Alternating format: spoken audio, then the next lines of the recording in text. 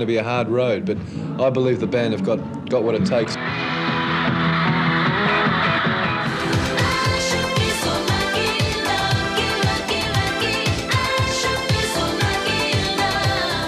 Give us your worst Gudinski story. I can't, because basically Michael and I have had more dramas than Shakespeare and probably more laughs than Seinfeld.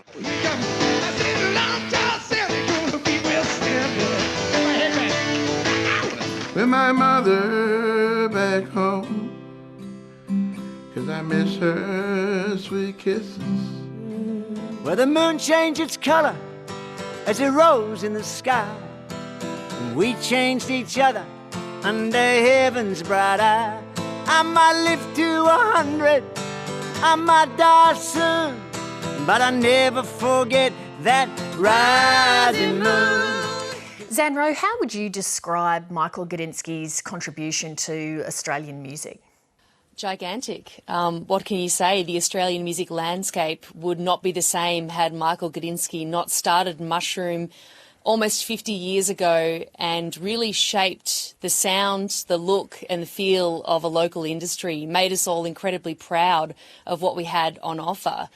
He's not someone who just signed Skyhooks all those years ago and then nicked off. Gudinski was someone who was involved in touring, in publishing, in film and television production, even in merchandise. He touched all facets of the Australian music industry and always championed local artists the hardest. Even when he was touring some of the biggest artists in the world, he always had the thoughts of the local scene at the front of his mind, and particularly I think in the last couple of years and the last year of COVID most notably, he's worked hard to make sure that the music industry doesn't fall over more than anybody else that we know.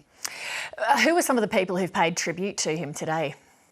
Well, it's been testament to just how far his reach has been. Kylie Minogue, who was signed by Gudinski all the way back in 1987 and was a lifelong friend of Michael's, put a beautiful tribute on her Twitter today. Bruce Springsteen, who was brought out to Australia, called him the best promoter that he'd ever worked with, and artists like Foo Fighters and Ed Sheeran, who also had been brought to Australia by Michael Gudinski's Frontier Touring, gave their sad tributes.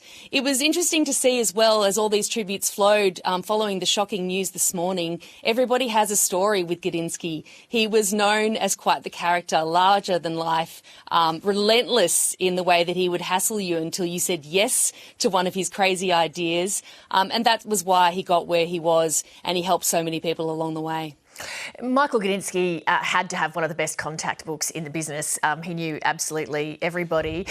You say, he was a big character. What kind of a personality and what kind of a person did you need to be able to talk and to people into touring Australia when it's a long way, but also to manage, Keith Richards on tour, to manage Madonna, to manage Elton John and Billy Joel sharing the same stage?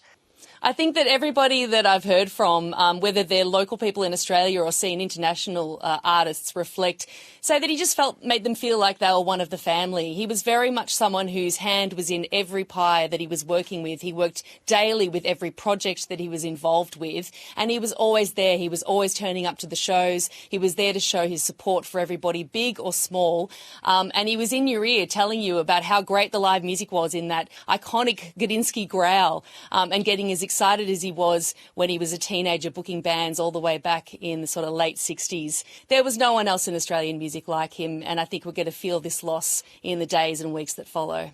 Zan Rowe, thank you. Thanks, Lee. Hi, I'm Lee Sales. Thanks for watching this story. If you'd like to watch more of 7:30's stories, they are on the left of your screen. And tap on the button below to subscribe and get the latest from ABC News.